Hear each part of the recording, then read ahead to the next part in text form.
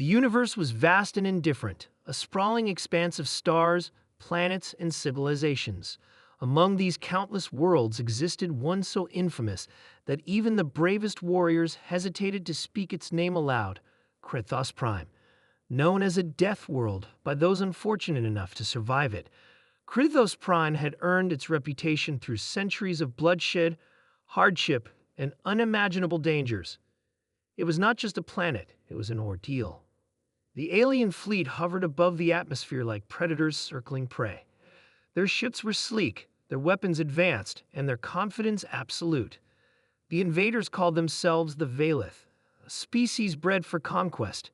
For generations, they had swept across galaxies, subjugating weaker races and claiming resources with ruthless efficiency. But something about this mission felt different.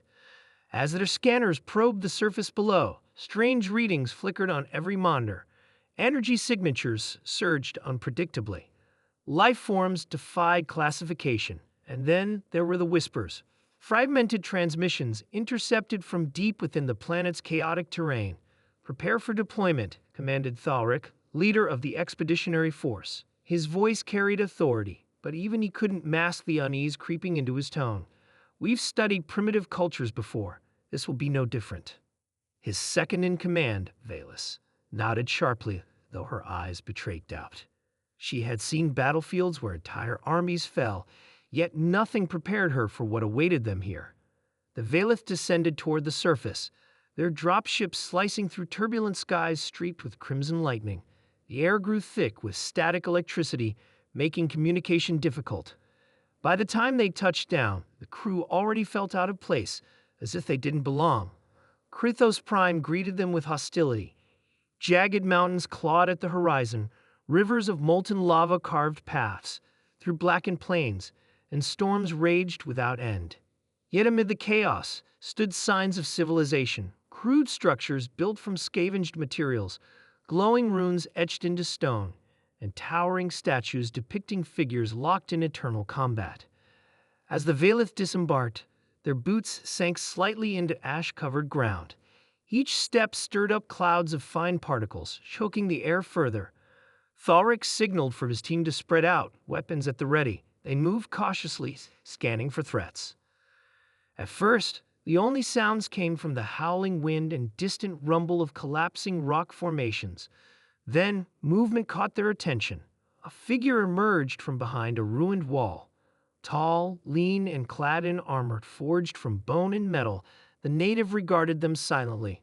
More followed, stepping out from shadows or descending from perches high above.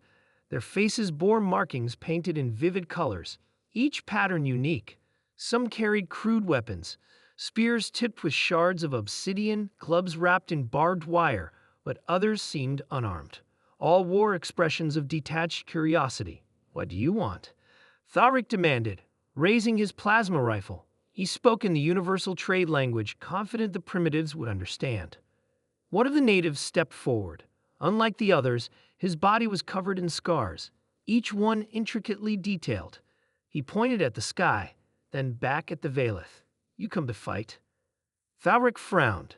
"We are conquerors. Your world is ours now." The scarred warrior tilted his head, as though considering the statement. Then he laughed, a low, guttural sound that sent shivers down the spines of the invaders. "Fight first, talk later." Before anyone could react, the natives charged. They moved with startling speed, weaving between blasts of energy and bolts of light. The Valith fired indiscriminately, cutting down several opponents, but more took their place. For every warrior felled, two more appeared, relentless and fearless. It wasn't long before Thalric realized they were being herded, not attacked outright, but guided toward some unseen destination. Orders flew back and forth as his soldiers tried to regroup, but the natives' tactics were unlike anything they'd encountered. They'd fought not as individuals, but as parts of a greater whole, coordinated and precise. Even when injured, they pressed forward, using pain as fuel rather than hindrance. Finally, the skirmish ended as abruptly as it began. The natives withdrew, disappearing into the landscape as quickly as they'd arrived. Left behind were the bodies of fallen comrades, and an invitation. Carved into the ground before them was a symbol, a circle bisected by a jagged line.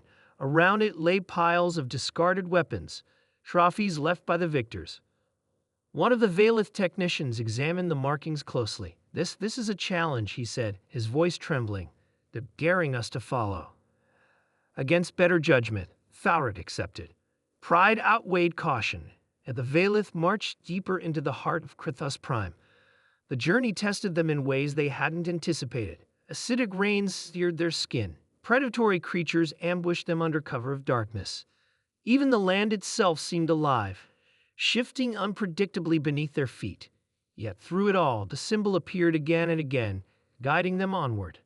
Eventually, they reached their destination, a massive arena carved into the side of a volcanic mountain. Thousands of natives lined the stands, chanting in unison. Fires burned brightly, casting eerie shadows over the scene. At the center stood the scarred warrior who had spoken earlier, flanked by others equally formidable. "You came?" he said simply, addressing Thaurit. "Good. Now we play." "Play." Thaurit echoed, gripping his weapon tighter. "This isn't a game." The warrior smiled, revealing sharpened teeth. "For you, maybe. For us." He gestured to the crowd. "This is life." Without warning, the gates around the arena opened, releasing waves of monstrous creatures. Massive beasts with razor-sharp claws, serpentine bodies, and glowing eyes surged forward, roaring in defiance. The Valith raised their weapons, firing wildly, but the onslaught overwhelmed them. Panic set in as soldiers fell, dragged away screaming by the ravenous horde. Meanwhile, the natives watched intently, cheering not for destruction but for resilience.